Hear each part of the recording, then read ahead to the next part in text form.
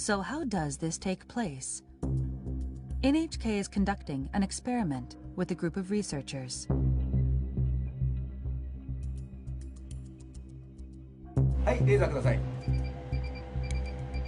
The team will track particles in the air using laser beams and a high-sensitivity camera.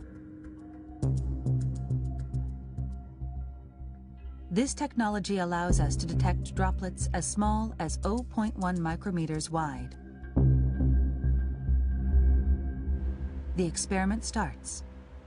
First, sneezing.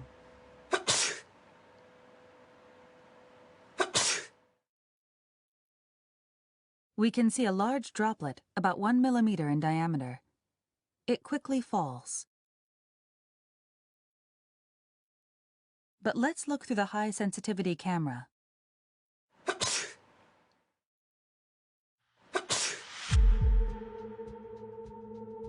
We can see small particles that seem to glitter floating through the air.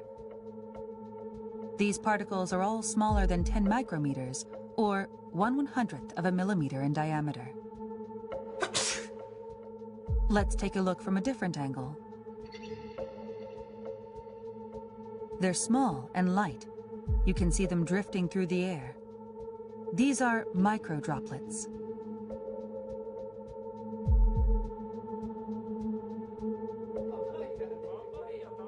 We're learning that sneezing isn't the only source of these droplets.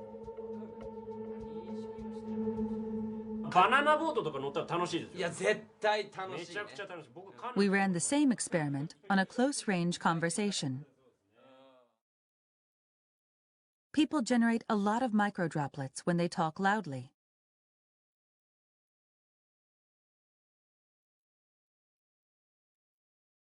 The droplets between these two stay where they are.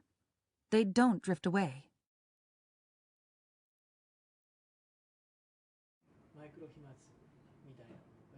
It's not yet known what volume of microdroplets leads to infection. But Tateda says we can't rule out the possibility that microdroplets have spread the virus to some extent. そのマイクロ飛沫、小さな粒子の中にもたくさんのですね、生きたウイルスがいて、大きな声での会話、あるいは激しい息遣い、そういった中でですね、このマイクロ飛沫ができて、それが近くの人、その人が吸い込むことによって感染が広がる、そういったリスクが見えてきたものと思います。The risk of infection through microdroplets becomes even greater in a closed space with poor ventilation.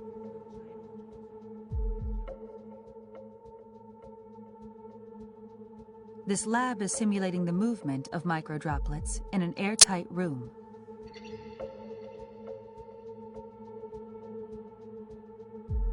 About 10 people in an enclosed space the size of a classroom.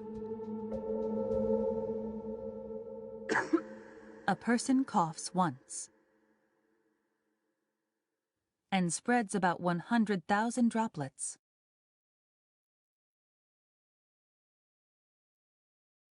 Large droplets are shown in blue and green.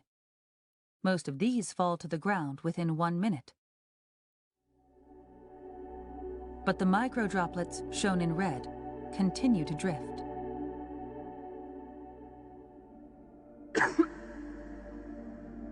This simulation uses only microdroplets. 5 minutes later, 10 minutes later,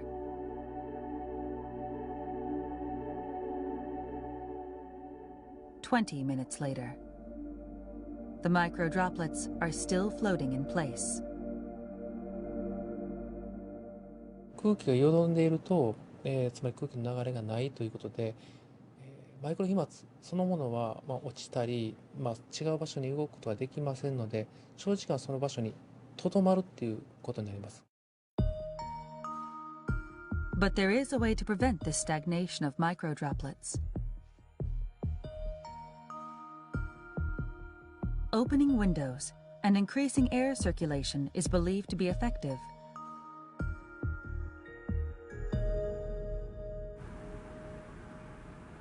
When you open a window,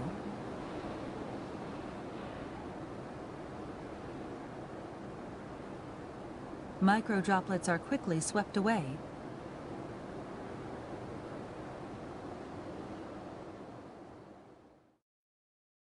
They're very small and light, so any airflow will get rid of them.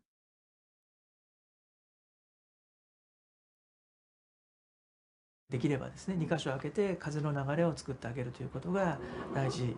それが1時間に1回でもいいから、そういうようなことをやることによって感染のリスクっていうのはかなり下げることができるようになるんじゃないかなというふうに思います。